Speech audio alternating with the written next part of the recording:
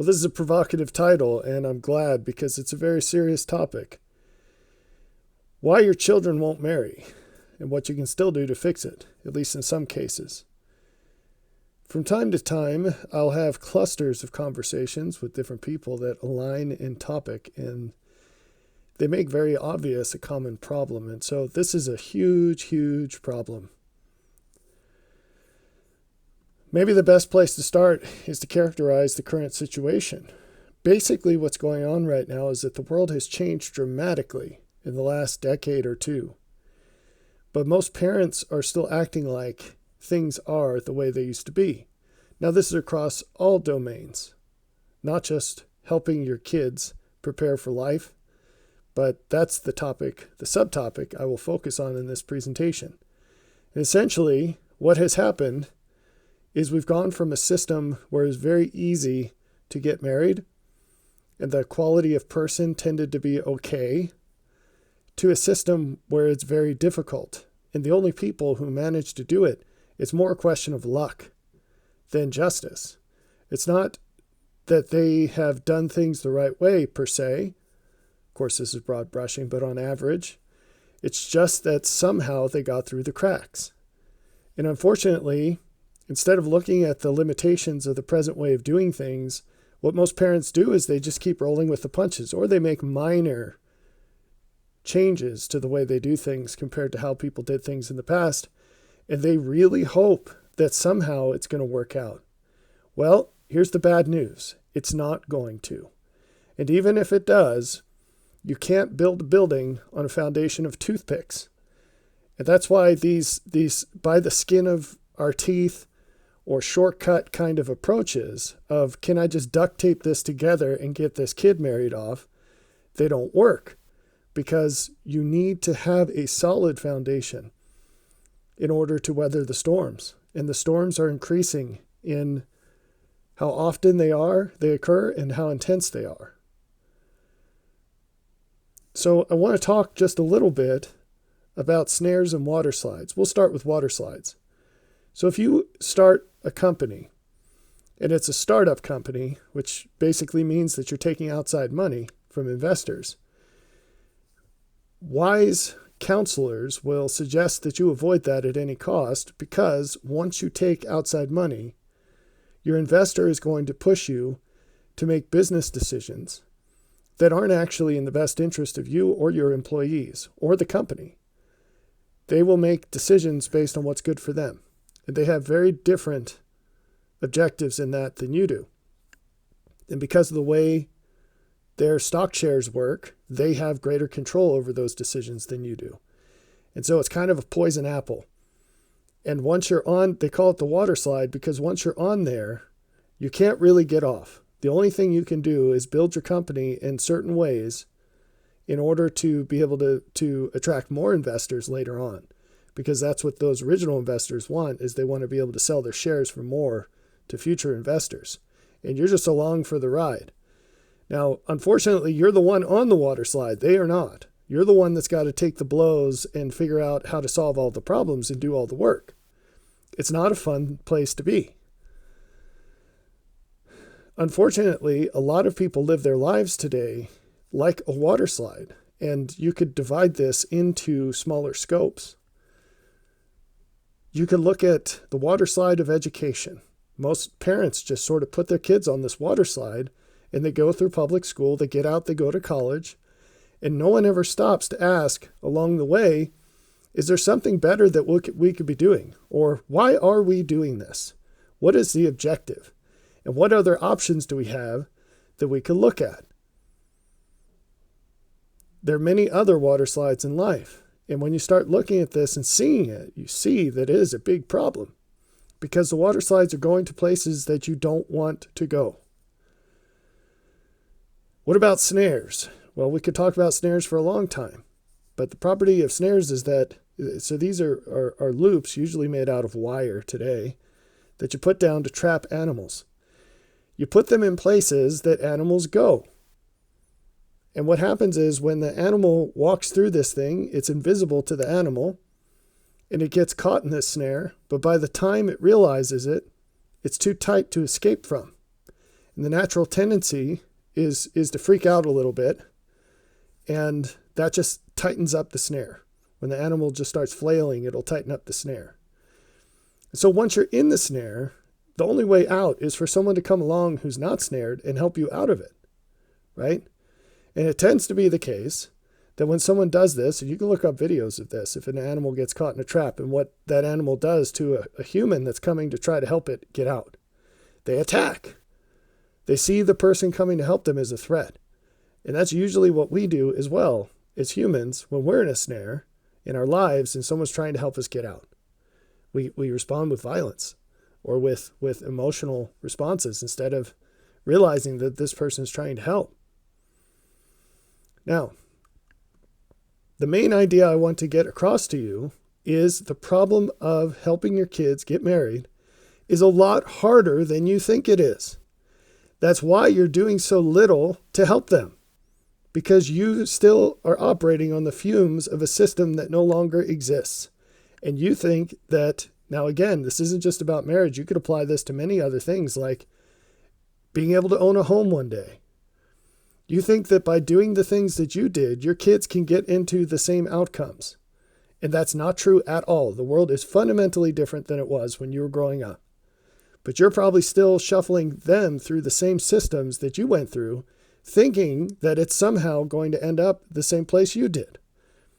And you can guarantee that that's not going to be the case. And if it happens, it will be some fluke chance outcome rather than something that was produced through justice, something that was mechanically generated step by step.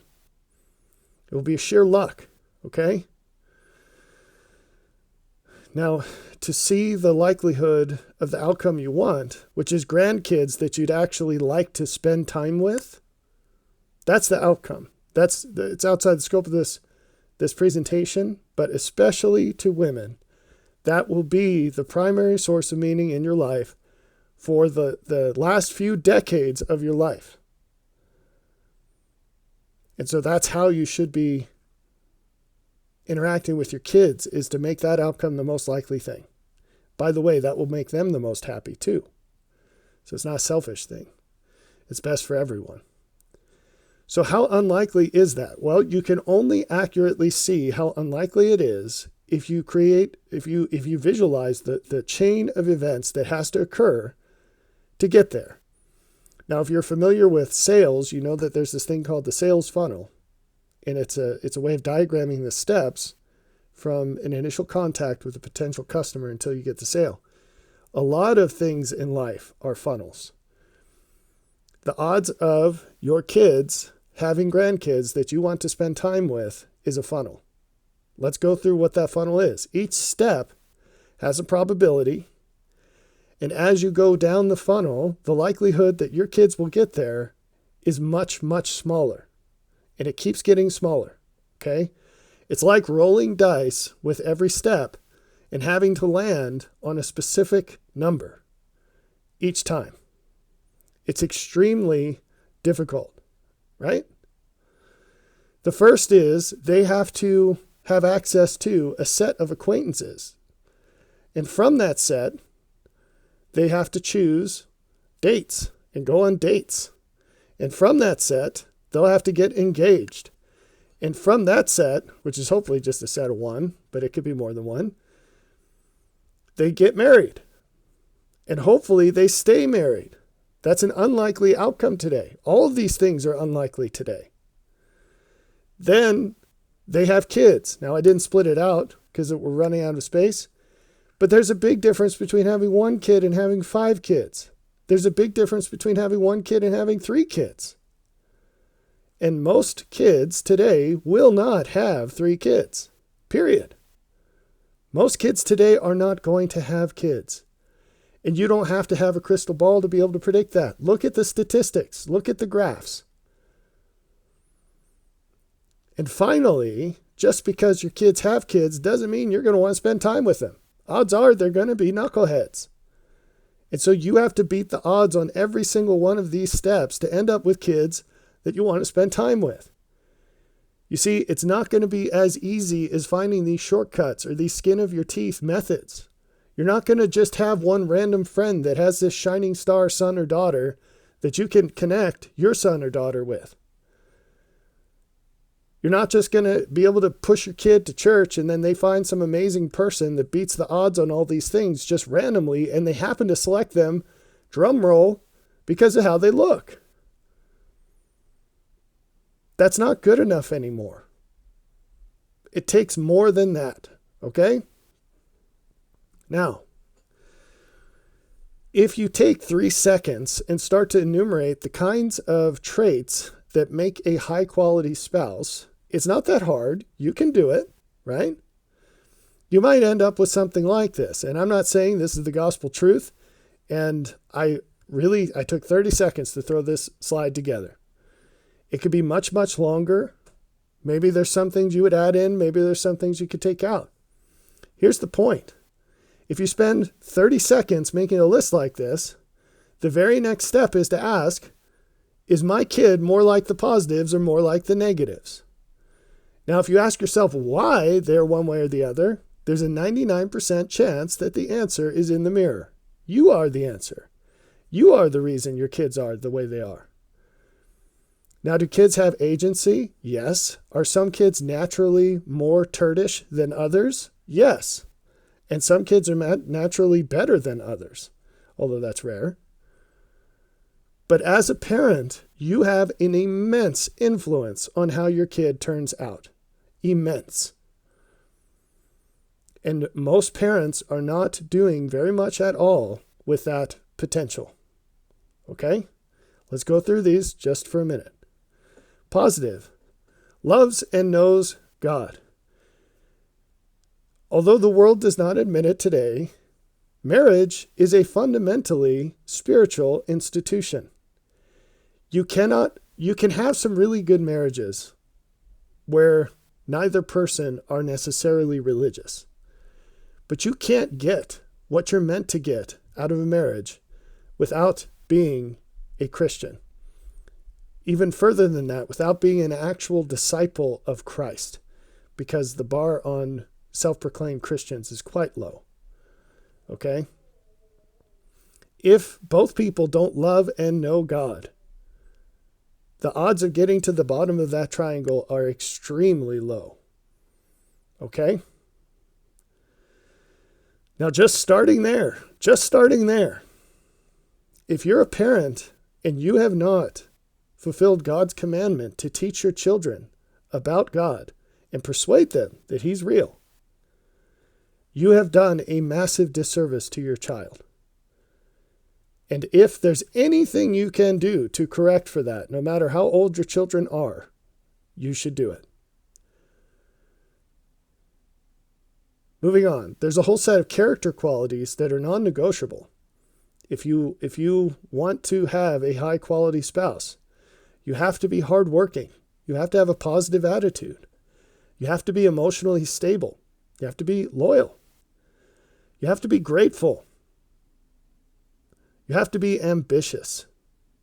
You need to know when it's worth taking risks, and you need to jump on them.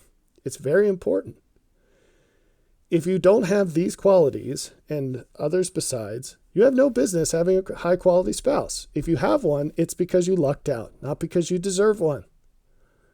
Because high-quality people are not going to accept anyone who doesn't have those qualities. These are all rare in society, but they're the bare minimum you need for a marriage worth having. And the essentiality of these qualities will increase as life gets harder, and it's getting harder every day. Now, I want to zoom in on one here, which is takes worthwhile risks. There are so many parents out there that say, oh, I have such a good kid. And they go on to describe this person, and sure, they have some positive qualities. But in many cases, those kids are wallflowers. They absolutely, positively will not put themselves out there for anything. And what that is over in the other column here. It's a form of entitlement. Now, those parents would be the last people in the world to call their kid entitled because they see their child as a nice person.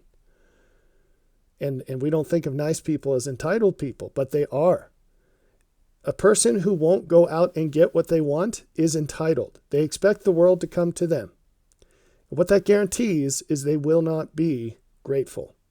And that is an enormous red flag for high quality man or woman. They want to know that that other person has a decently accurate sense of value. Because otherwise, they're just a person to fill a slot, right? Another thing with this that we could go on about is emotionally stable. If you've got your kids on drugs to chemically make them emotionally stable, they do not have that quality. And you're teaching your kids at the time of life when it will absolutely be the easiest to become a stable person because you're chock full of happy hormones, more than you will ever be in the rest of your life as a young person. And life is easier than it will ever be for the rest of your life. You're giving them a crutch to like a little magic button that makes their pain go away, makes their discomfort go away.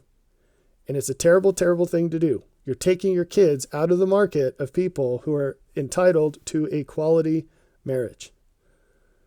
And you're making it even less likely that you will end up with grandkids that you want.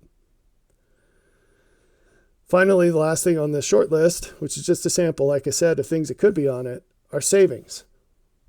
Now, this is a very foreign concept to modern young people, that not only should they be working when they're young, they should actually be saving up some money and not blowing every dollar they get.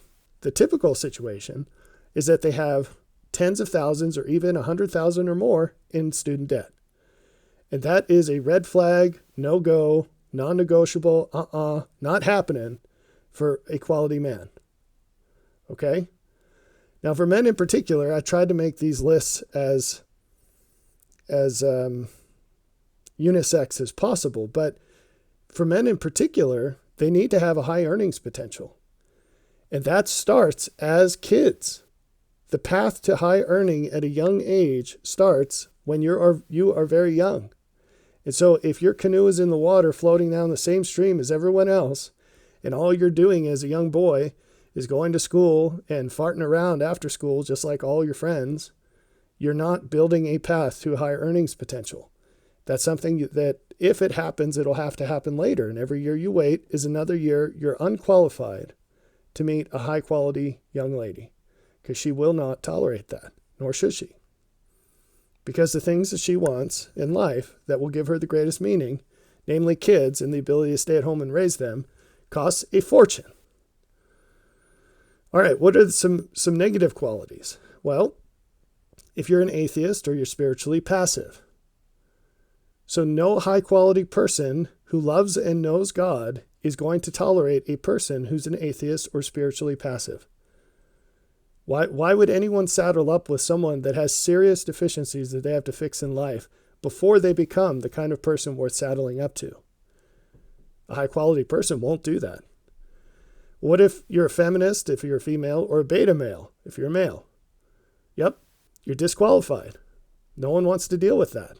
The objectives of the downstream objectives are that much more difficult to get to with those problems. What if you're promiscuous? Promiscuity nukes your ability to pair bond. And marriage is not worthwhile with someone who cannot pair bond. That's that loyalty, okay? What if you're lazy? What if you're dishonest? What if you're selfish? What if you're hedonistic? What if you have a negative attitude? What if you have massive amounts of debt? I already mentioned that. Or no high earning potential if you're a male. What if you have nothing to say for yourself? This is a huge problem. Again, parents will put their kids up on a pedestal and say, oh, my kid, I've got such a good kid, blah, blah, blah, blah, blah. But they're shy. Shyness is an enormous negative fault. It makes it even harder to see what someone's all about, but it's also a very strong form of dishonesty. So if you've got a kid who has that problem, it's worth the trouble to try to break them out of it. And there are ways of doing that. Some of them are quite easy, like help them get a job as a teenager. So let's move on. So instead of developing kids that have greater preparation for modern challenges than the random person on the street. In many cases, what parents are doing is they're injecting additional constraints to make it even more difficult for their kids to get married. What are these? Again, this is just a random smattering from recent conversations I've had. The full list is much longer than this, but it's worth thinking about. What kinds of ideas or behaviors or character qualities are you instilling into your children to make it even harder to get married? In no particular order, here's just a few. Age gaps.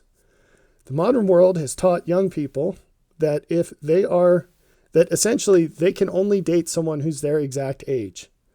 So not only does this put a ridiculous constraint on the set of people that you could date, it's also an absolutely terrible idea for reasons that go far beyond this presentation.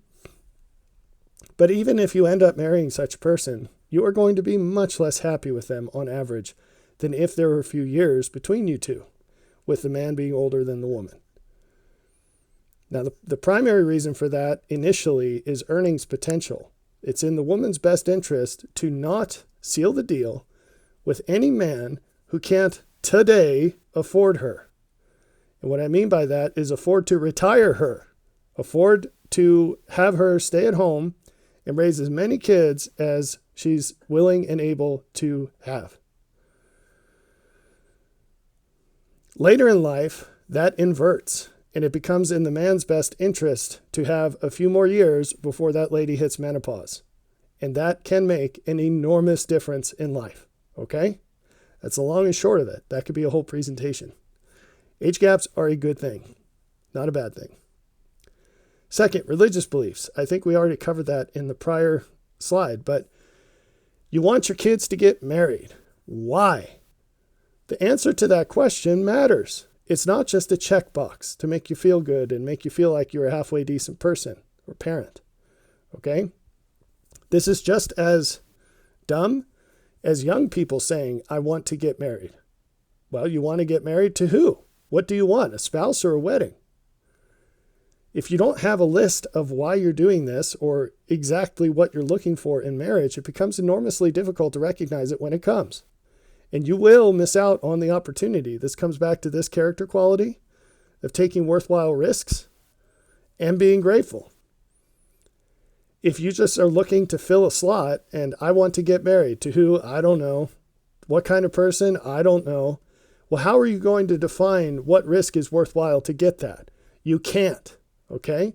How are you going to know if Mr. Right or Miss Right walks right by you at the grocery store? You can't. You don't have any eyes to see them if you haven't made the list of what you're doing and why. So how do religious beliefs enmesh with this? Well, it comes back to what I was talking about in building a foundation.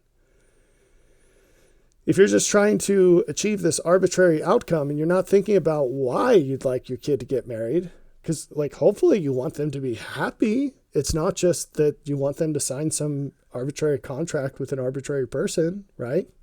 You want them to be better off than they would be alone. Well, that's not most marriages, folks. Sorry. It's certainly not most people.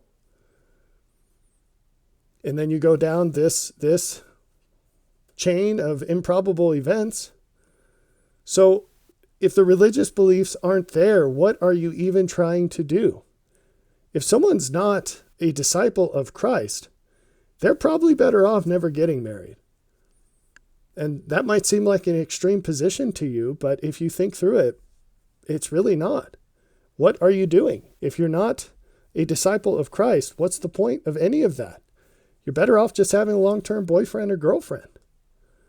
If that. Okay? Now we can get into details there, but it'd be a broad conversation. But one thing to pluck out of that potential conversation is, if you're a high-earning male, you should not get married to any woman who you think has any chance of divorcing you, because you're going to lose half your stuff and probably all your kids. And you'll wish that you had never been married. And if you don't believe me, go talk to someone to whom that has happened. Okay? All right. We already talked about the willingness to take risks. What about geography? If you're raising kids that don't have faith, and I'm using my definition for that word, which I'll get to later. I wrote a whole book about it. It's called Through Faith. You should read it.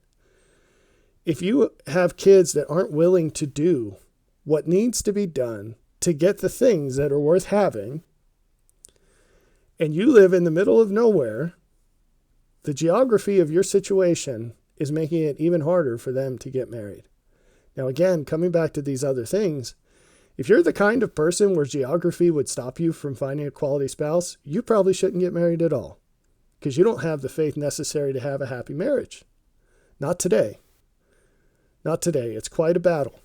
It's quite a battle. It's not for weaklings or wussies, okay? What about cell phones and social media? If you give your kid a cell phone as a young teenager, or worse, earlier, you're just asking for loads of trouble. Tons of studies have been produced on this. Books have been written at this point. The message is out there, and most parents are just ignoring it, and they're marching off the cliff with the rest of the lemmings. Doing what? Oh, but Jenny has a cell phone. Why can't I have a cell phone? Todd has a cell phone. Why can't I have a cell phone? Don't fall for that stuff. It's a huge, huge trap. Social media.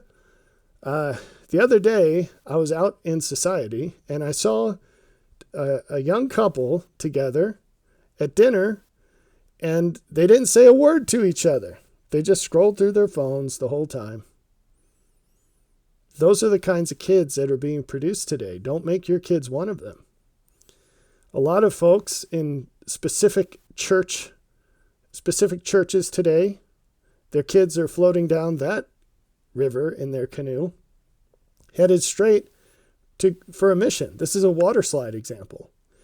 And so let's talk about one particular religious persuasion, which is being LDS. I know a lot of people who are or were LDS, and they have spouses who still are. Look, if your kid's going to a specific church every Sunday that you don't believe in, you don't need a crystal ball to see how that's going to go. They're on a water slide, buddy. They're going to do the things that the people in that church do. And if that doesn't lead to happiness, you better up the amps of what you're willing to do to put a stop to it. It is insane to me that there are fathers today who tolerate their wives taking their kids to that church or whatever church every Sunday when they don't agree with those religious teachings. At a minimum, half and half should be implemented, meaning you get them every other Sunday. Because if you're not at least getting 50% religious time with your kids, I don't know, like what, if your wife was a crackhead, would you allow her to give your kids crack every Sunday just to keep the peace in your marriage? No, of course you wouldn't. This is just as insane, if not worse, because at least with crack, it's really obvious that it's bad, and maybe they actually have a chance of getting out of that themselves. But when they're brainwashed into a certain religious perspective and the people are sort of fuzzy happy all the time, it's not going to be obvious that that's not the best way to be. And now we get into much deeper implications of how you live your life and trying to be an example to show that there's something better instead of just claiming that there's something better. But I digress. Another worldly water slide is, like I mentioned before, the education system, which ends in college, which is an absolutely terrible idea for most people today. And yet, there go the kids. Now, beyond wasting several years of life, there's an enormous financial consequence of this, but that's not even the worst part. The worst part is that young person, be they male or female, has now spent that many years of their prime years wasted on getting a degree that probably doesn't actually help them make any more money than they would, while being fully immersed in woke, crazy ideas that they will get substantially deluged in through the required general education courses that they have to take, at a minimum, while surrounded by people that you really don't want them to marry. So consider that. if you're pushing them towards these things, you're absolutely decreasing the odds of these outcomes, which are low to begin with. So at the end of the day, you have a choice. Do you want to help them increase the odds of good outcomes in life, or make it even more difficult than it would otherwise be? And unfortunately, most parents make it more difficult than it would otherwise be. So what can you do to make it better? Well, we've talked about some qualities, some character qualities that can be developed, some life choices that can be made. And it turns out that there is a resource for doing this in a more organized way. And I call it the Life Plan. And I wrote all about it in a book called Joy on Purpose. Now you can get that book for free at upwardthought.org/books. You can get it for print cost on Amazon.com. You can also watch short videos I've made on related topics, which you can search for on YouTube or upwardthought.org. And the phrase to use there is life plan. I would also highly recommend reading this book that I wrote called Through Faith, which talks about envisioning outcomes, potential outcomes, and then building plausible plans to obtain them, and why that is what faith is in a nutshell.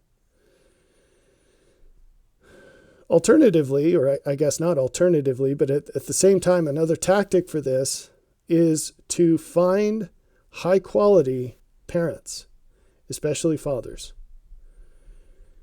High-quality children are usually found in the families of high-quality parents, especially fathers. These kids are going to have a higher likelihood of all the qualities you're looking for. And what you're doing by finding these parents is you're increasing the set of acquaintances. And by making this part of the funnel as wide as you can, you're maximizing the odds of everything else. And that goes down the line here, but the very first one is acquaintances. So you want to find other families that have high quality parents. Okay? So between those two things, helping your kids put together and live a life plan and finding high quality families, you will maximize the odds of your kids marrying in spite of all of the opposition that exists against that today.